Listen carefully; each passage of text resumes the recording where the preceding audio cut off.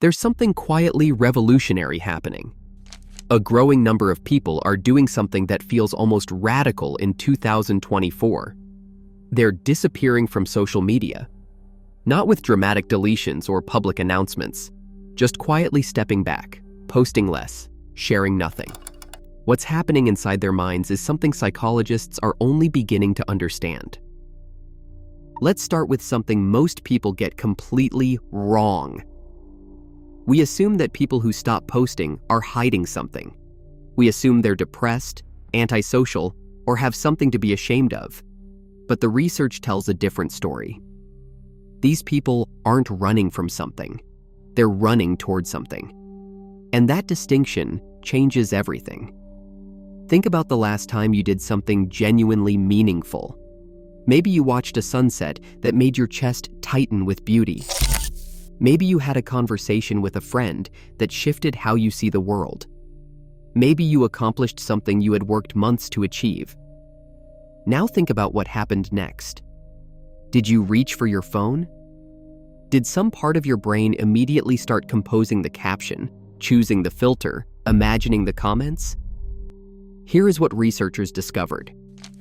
That split second when you shift from experiencing something to documenting it fundamentally changes what is happening in your brain. You stop being present and start performing. You are no longer having the experience.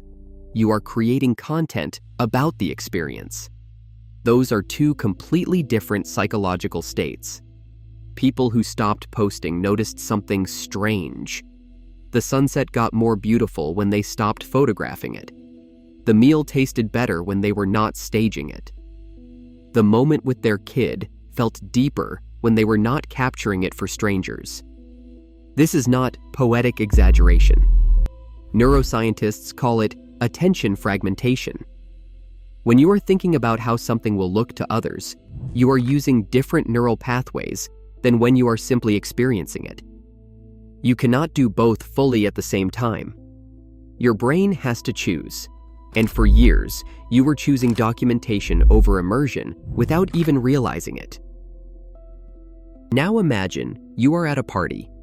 You are having a good time, genuinely laughing, feeling connected. But then you post a photo, and something shifts. Suddenly you are checking your phone. How many likes? Who commented? Did that one person see it? Your attention is now split between the party you are physically at and the virtual party happening in your pocket. You are present, but not really. You are there, but also somewhere else. People who quit posting describe getting their full attention back, like waking up from a dream they did not know they were in. They can sit through an entire dinner without that low-grade itch to check something. They can watch a movie without wondering if it is worth mentioning online. They can have a bad day without feeling pressure to hide it or transform it into relatable content. What psychologists call continuous partial attention, that state of never being fully anywhere, starts to fade. And in its place comes something almost foreign: complete presence. But here is where it gets interesting. Think about how you used to feel after scrolling through your feed. Not always bad, but rarely great.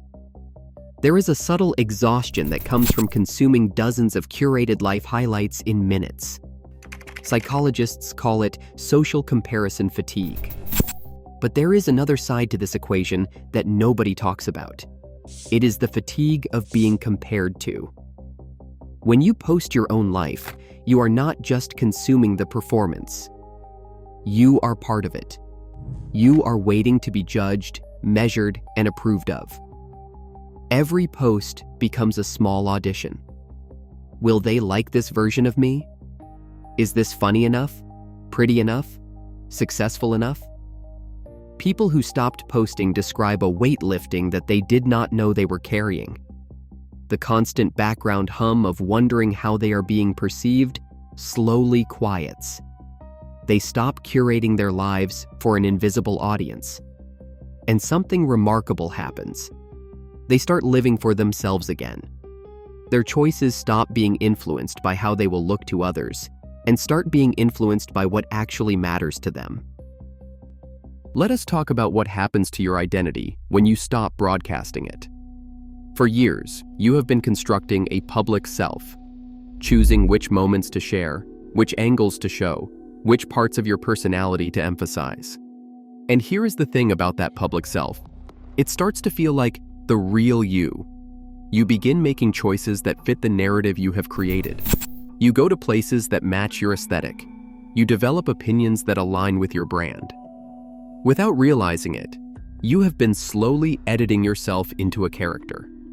When people stop posting, they describe something that sounds almost like meeting themselves again. They rediscover interests they had abandoned because they were not shareable. They reconnect with parts of their personality that did not perform well. They make choices that would not get likes but feel genuinely right. Psychologists call this authentic self-reconnection. But for the people experiencing it, it just feels like coming home to someone they had almost forgotten existed. Now think about your relationships. How many of them exist partly in the public sphere? You post about your partner, your friends, your family. Those relationships become performances. You are not just experiencing them, you are narrating them. And the people in your life are not just people anymore. They are supporting characters in your content. People who stop posting describe their relationships becoming more real. Conversations happen without wondering if they are quotable. Moments with loved ones stop being potential posts and start being just moments. There is intimacy in the unwitnessed experience. Something sacred happens when no one else will ever see it. They discover that privacy is not just the absence of sharing. It is a container that allows deeper connection to form. But perhaps the most profound change happens in how these people relate to time itself. When you are documenting your life, you are constantly creating a record. Your feed becomes a timeline, a highlight reel stretching back years. This changes something fundamental about how you experience the present. It becomes raw material for the archive, rather than life being lived. People who stop posting describe time feeling different. The present moment stops being a future memory and starts being just now. They are no longer mentally filing experiences into their permanent record. Paradoxically, this makes memories more vivid, not less, because they were fully there when they happened, not mentally composing the post. Here is what researchers have discovered about long-term well-being. The people who report the highest life satisfaction are not the ones with the most documented experiences. They are the ones with the most absorbed experiences. The ones who were fully present, even if there is no evidence it happened. Your brain does not need photos to remember. It needs attention. When you stop splitting that attention between experiencing and documenting, something shifts in how you encode memories. They become richer, deeper, and more emotionally textured.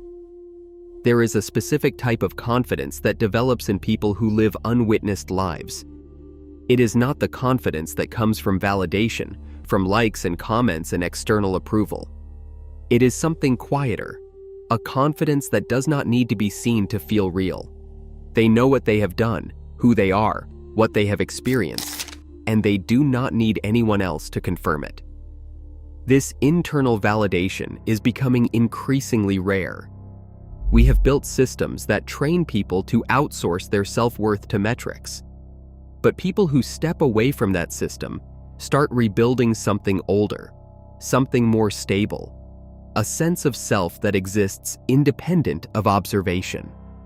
Now these people are living among us, mostly invisible, because that is the point. They went to the concert and did not post it. They traveled somewhere beautiful and kept it to themselves. They achieved something meaningful and told only the people closest to them. They are not hiding. They are not depressed. They are not antisocial. They have simply discovered something the rest of us are still learning. The richest life is not the most documented one. Presence and performance are mutually exclusive. Some of the best parts of being human happen in the spaces where no one is watching. Maybe they are not the ones who have checked out. Maybe they are the ones who have finally checked back in.